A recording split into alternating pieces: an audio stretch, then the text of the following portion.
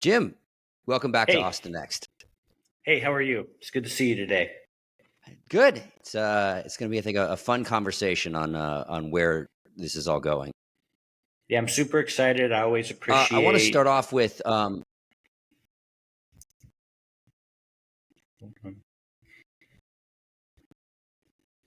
Go ahead. No, I just say it's always great to be on. I appreciate all you're doing for the startup ecosystem in Austin, and I'm super excited to be on this morning. I will say I'm operating on a little less sleep given we had a big election last night, and I stayed up till the very end, so Yes, you got. it's all good. Let's just say this is not my first cup of coffee. Yes, me neither. Me neither. Yes, and this is 9:40 in the morning, and yeah. Yes. Yeah. So I want to start off kind of a little bit on the mission, on the things that you're doing at Humanaut, and then I want to, I think we can expand from there. So talk to me about what is Humanaut Health. What are you guys planning on doing, and what is different? Sure. And Humanaut Health is all about health optimization. It's a proactive, preventive approach to your health and wellness at a very high level. We focus on the big issues that affect people. So we want people to have better energy, better life, better movement, better sex, better all of the things that make human beings fun and interesting and exciting. We do it by focusing on all the fundamental parts of health. We're not just a slice of it like many of the healthcare options or wellness options out there. So we feel that by focusing on all of the key components of health, we get much better results. And then we have a toolkit that's a little more advanced than most other places. So we can sprinkle in exogenous molecules, stem cells, peptides, hormones, all of the things that we think your body needs to accentuate all the good stuff. It's an interesting word you used when you said health optimization. I know we hear about Yeah. Healthspan, longevity, wellness. What kind of made you land on that word, and what does it mean to you? It's an internal debate, by the way, for a long time. Many folks have advised me you got to use the word longevity because that's the hot word. That's what everyone's focused on. And I would say, think about it as health optimization is the technique.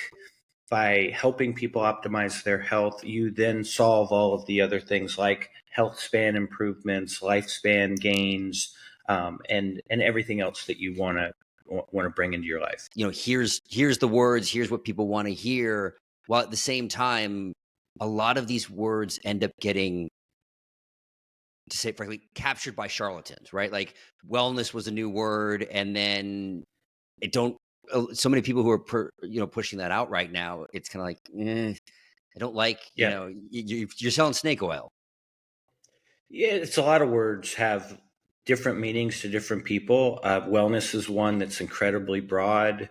I'd say functional medicine is another one of those. Some Right. people look at that and that's the panacea. Other people look at that and like, it's not really structured. And so we do try to be very intentional. Health optimization does sum up the way we want to think about it, and that is focusing on all the key components of health. If you can improve in each of those big areas like movement, sleep, stress, nutrition, cognitive health, you can make much bigger differences. And so health optimization is a much broader way to pull all of those things in. But health optimization does lead to those other things like health span and longevity. I think the way that longevity, for instance, becomes kind of charlatan-esque is when people are looking for a magic bullet, a magic pill, or something that if you just do this, the problem's solved. And that's just not the way it works. The body's a very complex sort of system.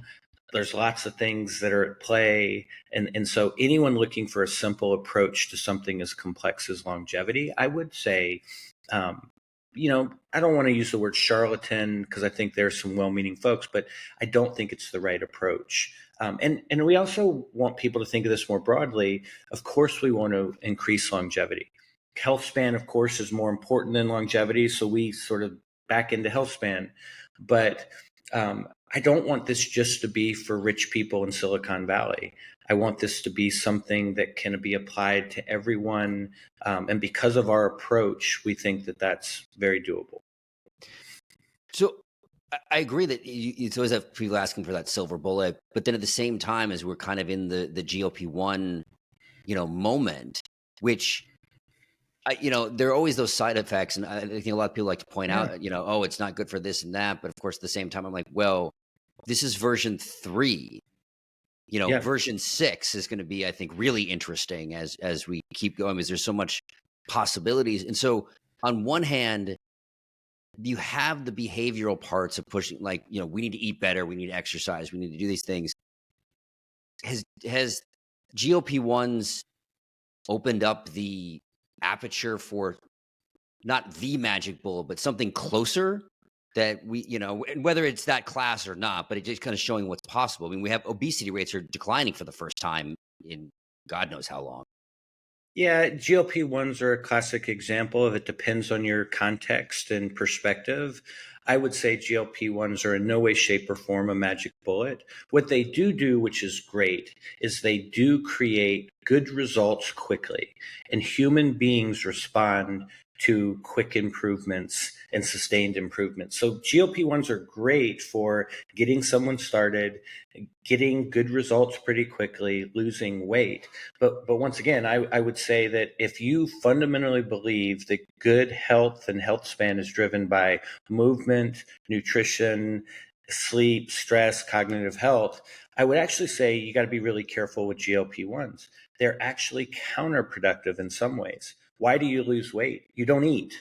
If you don't eat, you don't get good nutrition. You don't get good things in your body. So that's not a sustainable long-term approach to it.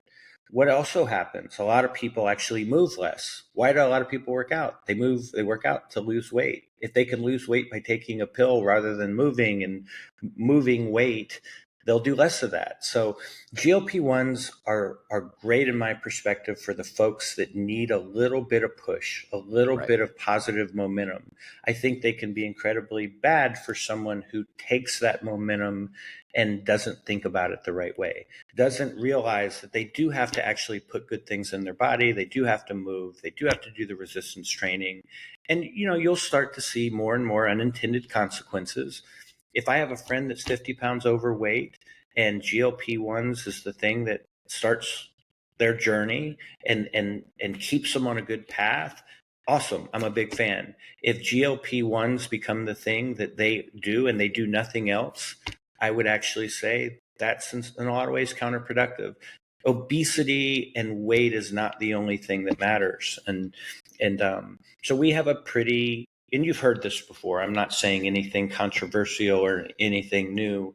It's just a much more complex issue than if I just take this pill, I lose weight and then everything's good. And I don't think we know the implications of that either. Like again and again, we've seen the history of pharmaceuticals tell you that there will be unintended consequences. We will learn those in the coming years. And hopefully they will not be as bad as some of the other things that have happened in the world. I do like your framing of it on, dealing with the feedback, because I think one of the major issues, right, and any sort of behavioral change, especially when you have things are and I'm taking from Clayton Christensen's Innovator's Prescription book, things that are highly complex behavior change and low feedback loop, and like obesity, heart disease, all those things. If I eat the cookie, nothing really happens. If I go to the gym, nothing really happens, right? It takes those sustained things to have it. It's kind of the creeping in both directions.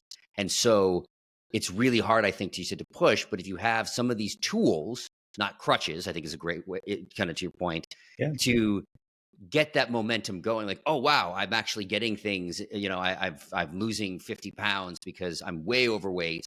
And now I can actually start using that to spark something going forward. Yeah, I wrote a book about this, and it's the philosophy that I use to frame these health and wellness businesses that I've created. And the idea of the book is that you want to reduce headwinds and you want to increase tailwinds. headwinds are things like pain, being overweight, lack of energy, et cetera, et cetera. Tailwinds are, I have the energy, I feel better, my joints don't hurt as much. And the idea is to get those tailwinds pushing you towards getting into a virtuous cycle. The more I do, the better I feel, the better I feel, the more I do. So that cycle does depend on wins. And so when you put in the work, you want to see your weight coming down. You want to see your strength going up. You want to see your appearance improving. You want to feel more energy, all of those things. Because if you can then do that day after day after day, that's the secret to good health. That's what leads to health span and lifespan improvements. And, at Humanaut, we talk about exploring and elevating and evolving what it means to live in good health for decades. And so, once again, GLP-1s can be that point in time, kickstart, push you in the right direction.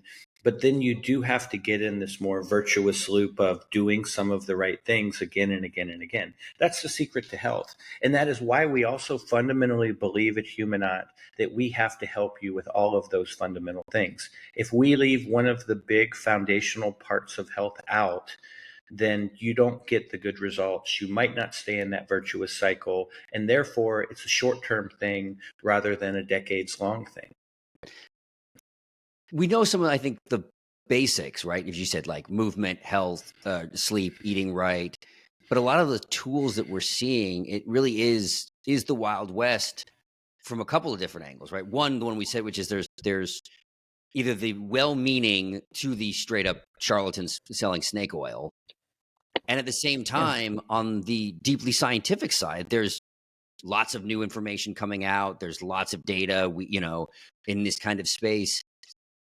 When you have the situation, and this is where I think one of the challenges has been for kind of in this wellness consumer oriented, if I'm a standard pharmaceutical company and I'm aiming for $1 billion, a year drug, I can then afford to do the hundreds of millions of dollars of trial cost because the math, pays out to really be very evidence driven.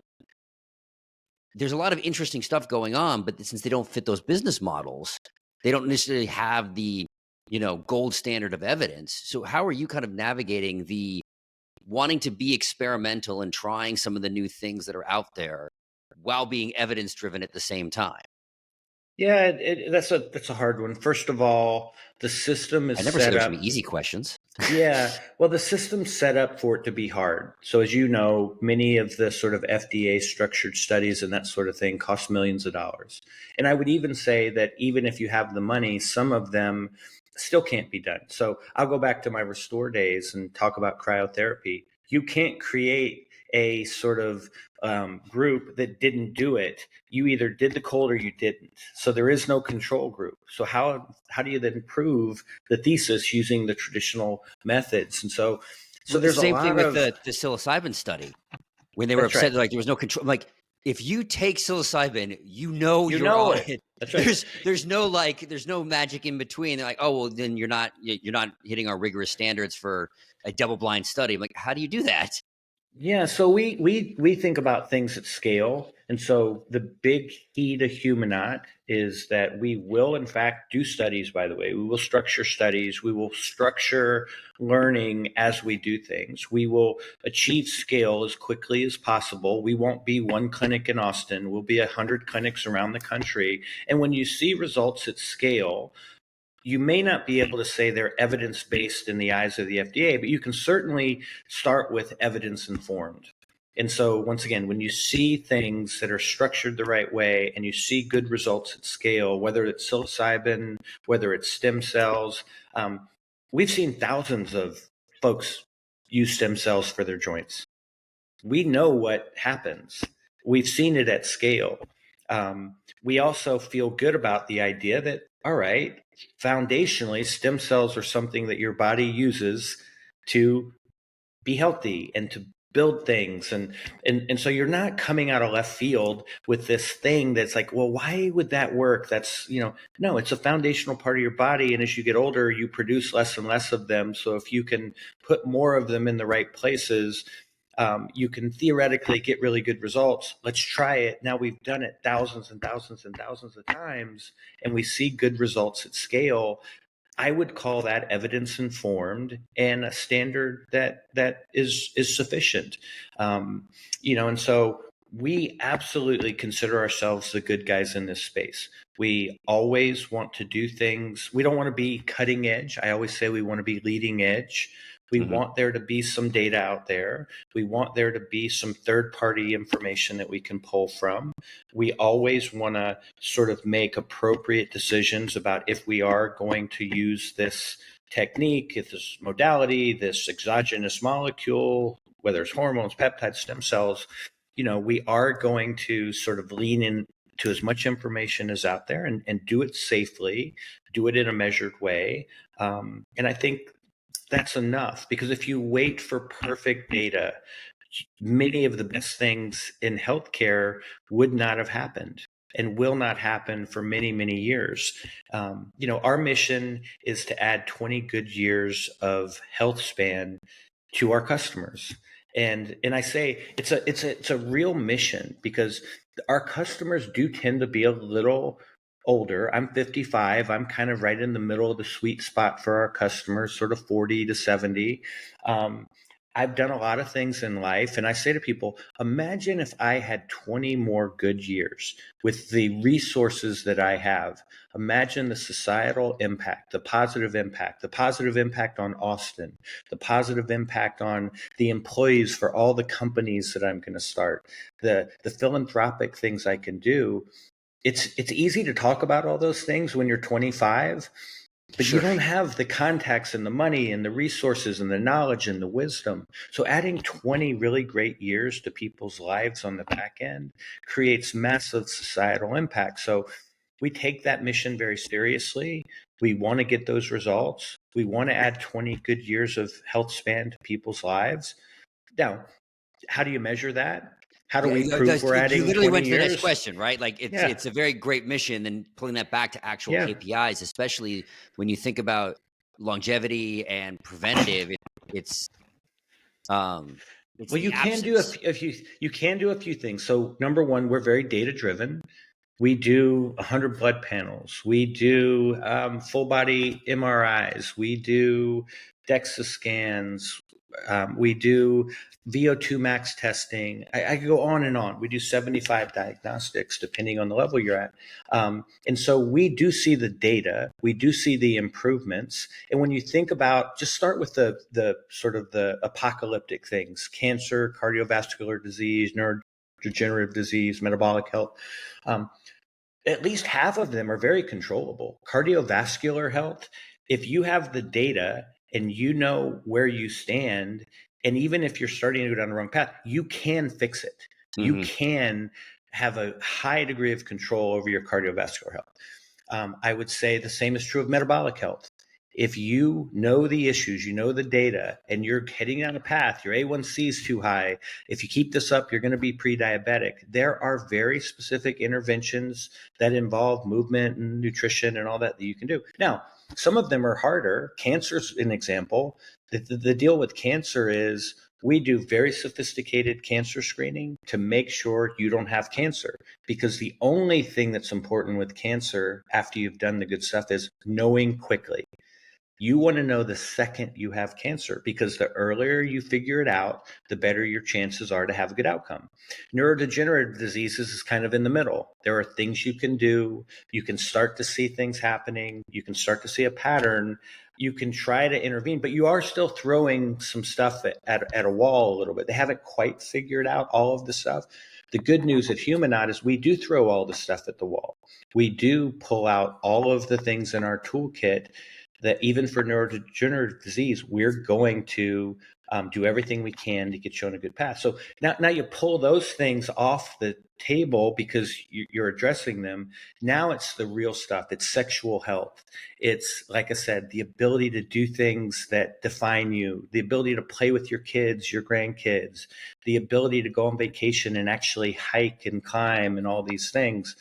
That's what really gets people excited, and we lean into all the things that help you do those things. So how do you think though about, okay, I become healthy, I'm working on this, all the things in life are going well. Seems also an interesting dilemma with churn, because people are going to be like, okay, Yeah. well, I'm good, so I don't need to go to do this or that anymore. Especially given now, of course, we talk about like it becomes, it should be over time and lifestyle and permanent. Like if I stop lifting weights, I'm gonna stop. I'm gonna stop getting the benefits of lifting weights. And so, but Yeah. we see things like the gym. Everyone starts off strong and then goes off. So how do you think about that when, if you're doing well with your members, it it almost is going to possibly increase churn from their Yeah. perspective. They're going to say, I won. Yeah, well, knock on wood, we've been treating clients for many months now, and this will not be the case forever. But we haven't lost a single client, so the indicators are pretty good. We also know, sort of in the space that we're in, that if you get good results, people do tend to stay with you. Now, having said that, it's why, number one, we have different levels. You can trade up and down depending on where you're at in your health journey. If you're at our highest level of membership and we've gotten great results for you, and you feel like you've got agency now and knowledge and you can take a step down and go to a lower level, great, awesome, that's a win for us. That's victory. That's not a loss of a higher dollar customer. So we encourage folks to sort of insert themselves at the level that they need to be given their circumstance. But time is, time wins 100% of the time. No matter how healthy you are, there are going to be things that pop up. There are going to at some point be existential things. And so we're there for you when you need it. And like we have a movement area in our clinics. And it's all about helping people know their movement imbalances and their issues and the things that cause pain. Then we give you a really great program. We teach you how to do VO2 max training, because that's a really good indicator of Healthspan. We teach you how to do zone 2 training. Our goal is not to keep you in that movement center. Our goal is for you to get out in the world and do stuff. And so that's just the way we think about it. And if you think about it in that way of let's enable you to be healthier and get out in the world, and if that means you lower your membership or you stop your membership for a little while, you'll be back. You'll remember the place that helped you. You'll remember the place that was a good custodian of of thinking of you first, as opposed to thinking how much money we're making. We have all kinds of things built in. We talk about true fiduciary standards. We talk about transparency. It is important for us that we make you healthy and that you can make those decisions. It's okay. It'll all come back in the grand scheme of things.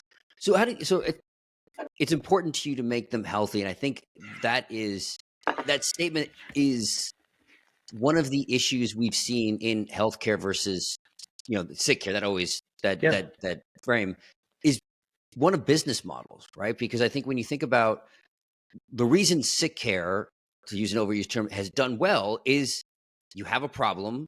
I give you a therapeutic procedure, something, you pay me for that. So it's structured in a way that makes sense.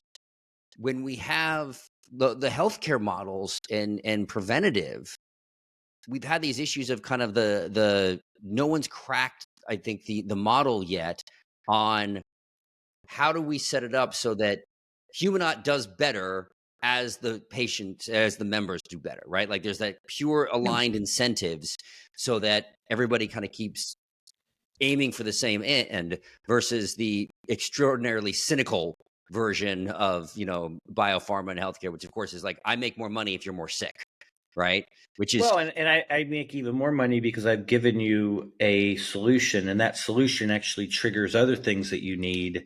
So it's not even as sinister as just I'm giving you a pill. And oftentimes it's now I'm going to give you the second pill, the third pill, the fourth pill. And so that business model is definitely not my favorite. But I will say this: health is complex. There's a lot of things to improve. No one's ever perfect. And we have an internal philosophy. We call it a focus 3. We pick your 3 biggest issues at the current time. We work on those issues. We don't work on 20 issues at a time. That's not going to work. And when we get those issues moving in the right direction, your focus three can change. So number one, there's a constant reevaluation of what are we working on now? Let's move to the next thing. And oftentimes you got to kind of go back and forth because it's very easy to fall backwards sometimes. Like you take a month off, okay, I'm sorry, I shouldn't have, help me get back. And I think people, when they find a solution that keeps them on track, that gives them good results, that's focused on the most important things, that constantly is evolving, that is using data. Like, once again, this is not anecdotal stuff. We constantly test you and reevaluate you and make sure we're making progress. I think most people see the value in that. Most people want to continue down that path. Most people, before they came to us, didn't even know what feeling great felt like because they had forgotten. And now they have that feeling. So they're very reluctant to take a chance to go back where they were. And once they go back where they were, because they've now had this feeling of being healthier and once again, better sexual health, better movement, better energy, all these things, they know when they fall back. And so I'm not worried about losing customers because we make them healthy. That's the dream. Let's go make a bunch of people healthy. Let's go make a bunch of people happy. And by the way, it's also not just being healthy. Here's what a lot of people say to us. Listen, I want to enjoy life. So it's also not creating perfect humans that always do the perfect thing. It's looking at how they want to live. Like, I actually do want to drink a little wine still. I actually do want to have that bowl of ice cream on a regular basis. Okay, no problem. Let's, in the context of everything, let's help you navigate that. Let's make this a little more playful, by the way.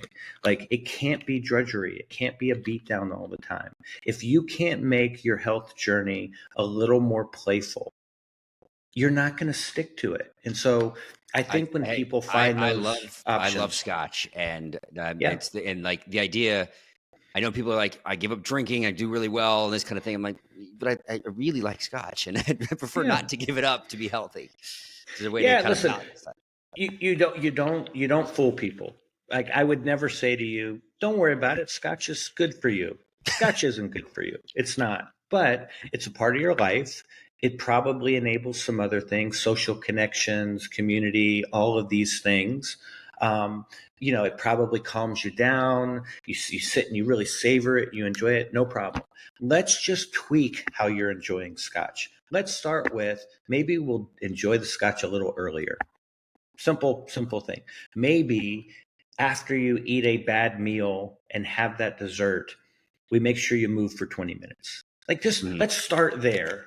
Okay, now we're making progress. Now let's continue to sort of tweak. In some cases, you'll wake up one day and said, man, I love scotch, but I love feeling like this even better. Or you say, I love scotch. I've changed my behavior a little bit. It's not affecting my sleep negatively like it was before.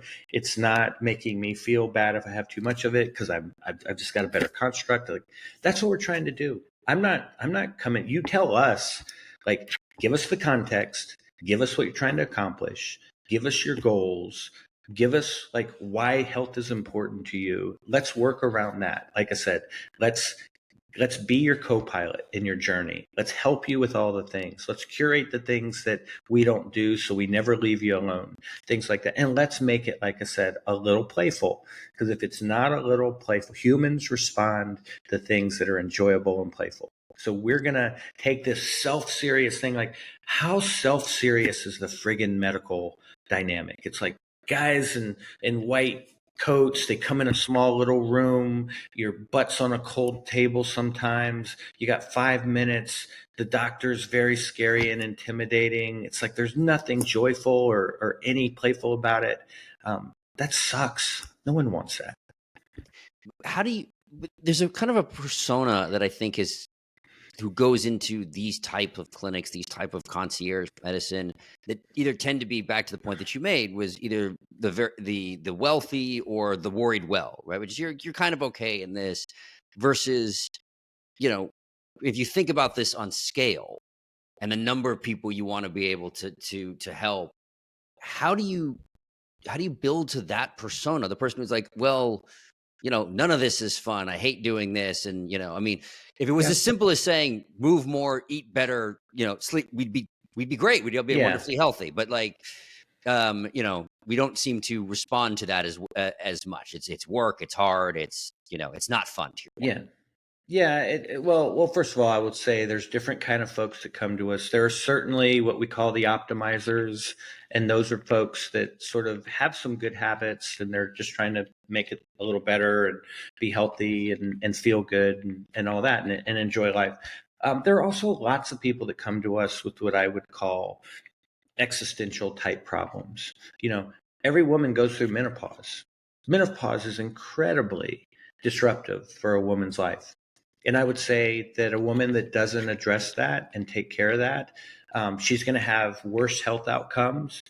She's also going to have worse partner outcomes, relationship outcomes. And so, you know, everybody's going to hit some of these things. So a lot of times those kind of things trigger, okay, it's time, I'm going to come in. And I picked menopause because that's an obvious one, but it's joint pain. And I'm tired of being in pain all the time. It's, once again, metabolic health, all these things. And then people say, well, the effort, the money, and they'll say, it's kind of expensive. And I'll say, well, we'll work on that. We'll try to make it as affordable as possible for you. But you know what's really expensive? Divorce. Divorce is really expensive. And a lot of times when a man will come in to a Humanaut clinic and say, hey, help me with my hormones, our first question is, where's your wife? Like, we need to fix both of you. So I think just number one, having a different approach to it and making it meaningful for people, understanding the bigger context. Once again, you fix a man's hormones and you don't fix his wife's hormones. How do you think that works out? Doesn't work out Mismatches great. don't go well. Yeah, I would say the same thing about joint pain. You fix one of the partner's joint pain, so now he's going skiing all the time, and you don't fix his wife's joint pain, so they ski together. It's like those kind of things are what make it harder. So I talk about community all the time. And I say we're doing tons of things around community at Humanaut to make it more engaging, inspirational, and all that. But we're also creating a dynamic around what I call micro communities, the 3 or 4 people that are the most influential to you. I would make the controversial statement that if you have your best 3 or 4 friends that aren't supporting your health journey, it's a lot harder. I would say that at home, if your partner's not supporting your health journey, it's a lot harder. So we create ways to have a micro community that's super supportive. And once again, that's also part of making it more fun, more engaging, doing it with the people you care about, creating connection. It's just complex. And so you've said it a few times. Yeah, if it was just as simple as go move, it's not simple at all.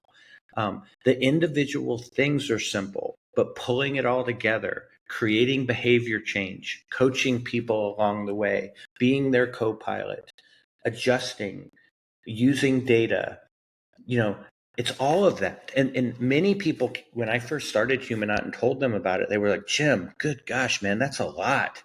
Like, that's like 10 businesses in one. Like, nutrition's a business, movement's a business, stem cells is a business, hormones a business, peptides is a business, coaching's a business.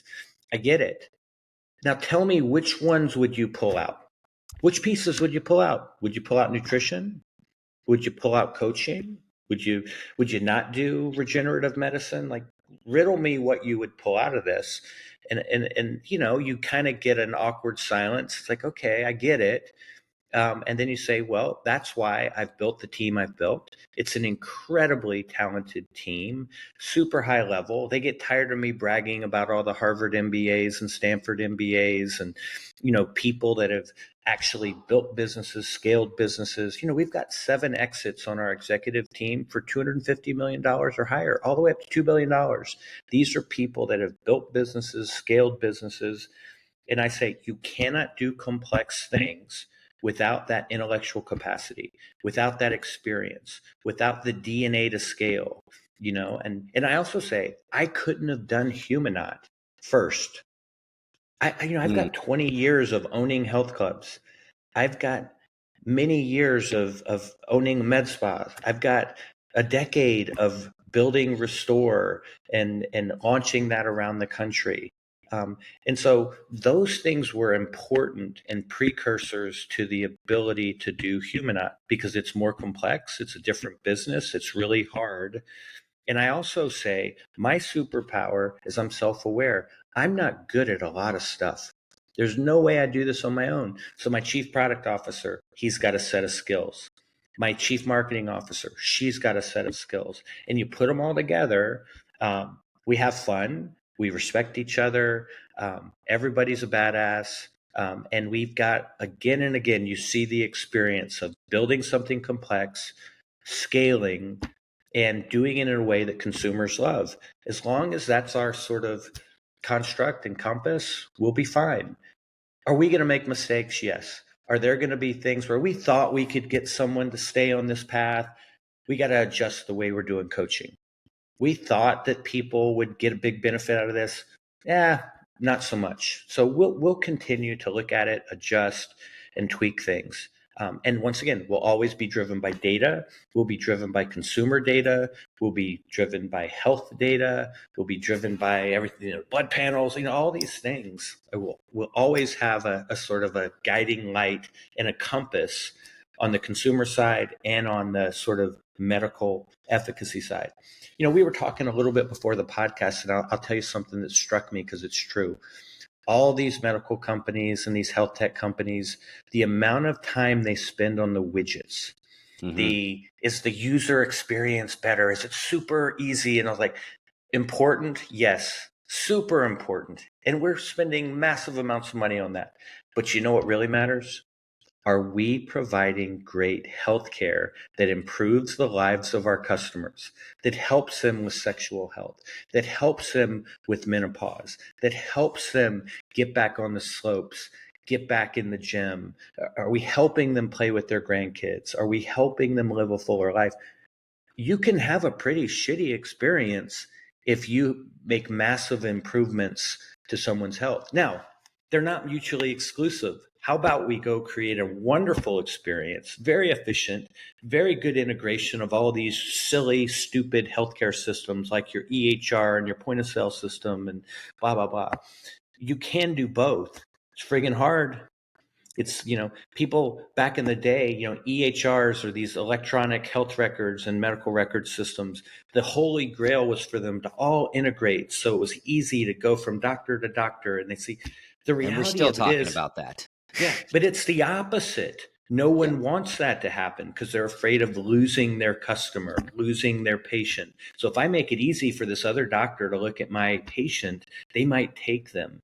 And so we're dealing with all that. We're dealing with horrible systems. But it's funny you said it because it gets back to incentives. I always kind of joke, if someone ever pitches me a company that is the whole, like, we're going to be the center of the data and the data is going to follow the person around with you. And I'm like, it's not a widget issue. It's not a database, not a blockchain or whatever, or any of these things. It's, you hit the core. It's like, well, this company doesn't want to lose patients to that company. So when they say, oh, well, we're going to take your data, like, they're going to tell you to go away. And I love when they're like, oh, but regulations say they have to do this. I'm like, good luck. Like, if Epic says we don't want to share with you, they're not going to share with you. I don't care what the rules say. They'll take the fine. They'll take what are you going to do as a startup in these situations? And it's fundamentally having to understand the incentive structure and the idea of the data moving around and this integrated system makes sense. They're like, yes, it would work a lot better, but everyone starts from the widget instead of understanding how are you going to make them want to share with you, like make them understand the business model, make them, it takes a different approach than just saying, well, if I've got this magic database or carrier pigeons in the middle, it's not in this case, it's not the tech. Yeah. Listen, we spend millions of dollars on tech. We got a great tech team. We're tripling the size of our tech team over the next several months. Like we're doing all that. But I will say that I sometimes have to remind the team, there's this thing called a phone. Like there's a problem, pick up the phone.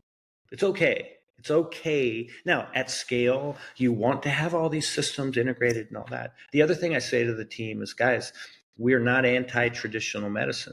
Like we have this whole thing we call curation of health and wellness. And so Are we your primary care physician? No.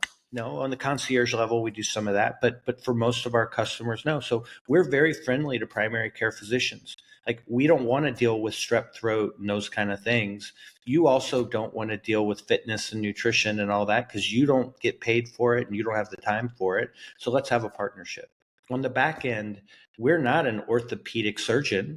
We do lots of things with things like stem cells to help you with your joints, but there's a time and a place where you have to say, hey, I need to recommend an oncologist to you, I need to recommend some other thing to you. We're very friendly in that dynamic as well, and some of those are obvious. Like I don't think an oncologist is worried about an orthopedic surgeon having their customer data, Right. but you start to creep up on what they do and it all changes really really quickly. And so we say we are not anti-traditional medicine. We work with folks on the front end, we work with folks that are specialists, um, and once again it goes back to, well, geez, like if you make them super healthy and you navigate this, are you going to lose them as a customer? And I say, if the outcome is we lose them as a customer because we made them super healthy, I fundamentally believe that'll come back to us 10 times over. They'll go out in the world, they'll propagate our story, they'll tell people, hey, these guys did good things for me. And eventually they'll come back because, as they say, time is undefeated. No matter Mm. how healthy you are, things will manifest, things will come back, and you gotta deal with those things. It- this we seem to be having a moment, specifically kind of across the nation, but even more so here in Austin, where these kind of new health and wellness models. I mean, whether it's you guys at Humanaut or Harbor Health, kind of Mhm. rethinking primary care, or you got like Peter Attia's new company or John Mackey's company, like all are kind of are kind of building out this approach to how do we optimize health in a different way. Why do you think Austin is turning into this hub? I mean, a couple of reasons. I mean, just on a foundational level, there's a ton of talent in Austin. Where do you build great companies? You build great companies where you have talent and you can acquire talent, you can hire talent. And so, I don't care how good an idea is if you don't have talented people to come work on it. And it's not just the people here. When I recruit people, I've got all kinds of great people on the team. They love coming to Austin. And so I wouldn't want to have to recruit people to, I'm not going to throw out a name, but let's just pick a random town in the Midwest that's not Chicago. It's like, it would be hard to get people to come there. When I say we're in Austin, nobody ever has said to me, man, I don't know, Austin kind of sucks. So I think that's part of it. You can get talented people here. There are talented people on the ground. I also think that Austin has become a relatively healthy place. The number of folks that come to visit me and say, outside of being at a barbecue place, like, man, the people in Austin look pretty healthy. There is an ecosystem of health and wellness here. Every interesting fitness concept, all the boutiques are here. More and more health and wellness companies come here. They do feed off of each other. But the people on the ground are a little healthier in Austin. The weather's better, all these sorts of things. And as you know this better than anybody, an ecosystem kind of feeds on itself. As the ecosystem becomes bigger and healthier, it will spawn more and more things. And the ecosystem then is in this feedback loop of better, bigger, better, bigger. There's plenty of capital in Austin, and so I think that's changed certainly in the decade I've been here, the 13, 14 years I've been here. When I first got here, it was always, are you building software, things like that. Right. Now it's a health and wellness company in Austin can find funding locally and can certainly attract funding from other places. So I think it's all of that. I know all those people. I talked to John Mackey, 3 years ago about what he was doing, and being able to have those conversations is important. And we trade employees sometimes and things like that. So it's all kinds of good stuff. We still have the openness, the sharp elbows, and haven't quite come out in some of that. But it's the healthy competition. I think I'm going to butcher the name of his book. It was like the Play Nice and Win. Dell's book Mhm. is that there's Yeah. we can still win, and you can still have that that friendly competition. But there is this kind of general sense in Austin that I've seen of just kind of we're all kind of rising, and then you have these moments coming through of that really becomes the narrative. I mean, and you've kind of seen it now more on like say the defense tech side, where it went from like, oh, there's people building stuff here, there's momentum, to now we are like one of, if not the defense tech hub in Yeah. the in the country. I can't speak to defense tech, but I can speak to health and wellness. And it's such a large category, number one. It's important to every human being on some level. It's a growing category. I would say like AI and Healthspan / longevity are probably two of the hottest areas for investment and activity. And so a rising tide at this point obviously raises all boats. To your point, maybe there will become a sharp elbow period when that feels less the case. But right now, I think the good entrepreneurs, the ones with the right perspective, understand like, hey, if you're successful, it helps me. And I go back to Right. the Restore days when we got that huge investment from General Atlantic. Number one, people are happy for you. Great, man. Jim, you created an amazing business. Super proud of you. Happy to know you. But I want to thank you. And the thanks were, you have now reset the bar for what a company can achieve in Yeah. this space. And we want to do the same thing for Humanaut. We want Humanaut to be that lighthouse, that beacon. And we show people, number one, a higher level of efficacy and health improvement, obviously. If you do that, guess what will happen? You will have an amazingly valuable company. And we will raise the bar for what it means to be a good player in the sort of health optimization, health span, longevity space. And there will be plenty of good that comes for the rest of the category. Yeah. I want success. Like the more success in the category, the easier my life is. Yeah, Easier to I raise don't think money, I don't think we're going to see the sharp elbows over a long period of time in Austin, because it feels antithetical to Austin and kind of the way that Yeah, it is. yeah, And so I think that you will kind of always have that healthy competition. I actually think in the bio and health sector, kind of using it broadly, we are a step behind the defense tech in terms of the maturation. Like it's yeah, growing, it's big. We actually are the number one area for VC funding in Austin. It's just the narrative part hasn't broken through. That people are like, oh, well, that's the place to go. And I think as we're seeing these kind of more of these companies kind of come up, and it's a different flavor, right? Boston looks like this, San Francisco looks like that in terms of yeah. bio and health. I always say Texas has some wonderful attributes. So being in Texas, you do to a certain degree get the halo of that. People are friendlier here. People are a little easier going here. And so I think there's definitely that. By the way, it's the same thing in the health and wellness space. Health and wellness to do well requires empathy, requires some notion of helping people and all that. By the way, assholes stand out. If you're an asshole in the health and wellness business, you stand out. If you're an asshole in the AI business, it's like, okay, God dang, he's a genius, you know? But in the health and wellness business, it's like, hey, we're helping people here.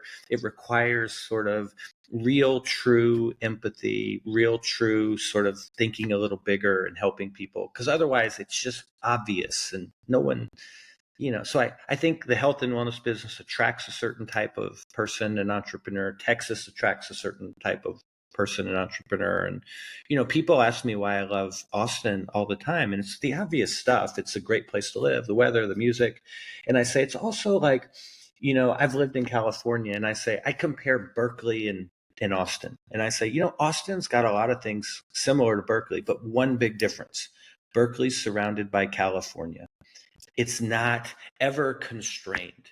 Austin's surrounded by Texas. So it can't ever get off the rails. It's always going to have kindness around it. It's always going to have nice people. It's always going to have these things that, yeah, we're getting a little too full of ourselves and it kind of brings it back. And I think that's important. And so I don't know. That's my philosophy on why Austin's such a great place to build a business, why this category is growing in Austin and that sort of thing. So that's actually the perfect segue then to the question I always ask at the end of these episodes is, so then what's next, Austin?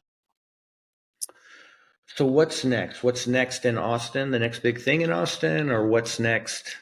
Give me some context. Tell me how Context is people. taking it however you want to take that question, and what comes next for the city. What's the next big thing? Yeah, I think for me, I'll put my context on it. What's next, Austin, is that many of these great things that are happening in Austin become less the purvey of the top 1 to 5%. It's not the biohackers. It's not the rich people. It's like a lot of this sort of filters down more and more. And, I was just at a conference in West Palm Beach. And if you just inserted yourself in that conference at West Palm Beach, it was 3,000 of the fittest, prettiest people in the world. You would actually say, good gosh, man, Americans are incredibly fit and blah, blah, blah. I want to see that in Austin. I want to see all of these wonderful things moving beyond sort of this sort of same ecosystem that you see all the time. It's the same folks. And like we really love the Humanaut business. We love the fact that we've got great customers and we've got these high level concierge members. I will be happy when we have democratized it across Austin, when we are helping more and more people. And it's not just my rich, the rich guys thinking about longevity. It's everybody. And, I felt that way at Restore. I certainly feel that way at Humanaut. And I think as more and more companies kind of have that notion of democratization, like some of the health and wellness concepts, it's like there's a new health and wellness concept where the membership's $75,000. Like, okay, that's awesome. It's super cool. That's like 75 people in one of the largest metro areas in the US. Wouldn't it be awesome if more folks got a little taste of that, and that's what excites me. If all we do is help the same people that already have great options, I will feel unfulfilled. I really want to help as many people as possible in Austin and then across the country. Love it. Jim, thanks for joining the show. Jason, as always, it was great. I enjoyed it. So what's next, Austin? We're glad you've joined us on this journey. Please subscribe at your favorite podcast catcher, leave us a review, and let your colleagues know about us. This will help us grow the podcast and continue bringing you unique interviews and insights. Thanks again for listening, and see you soon.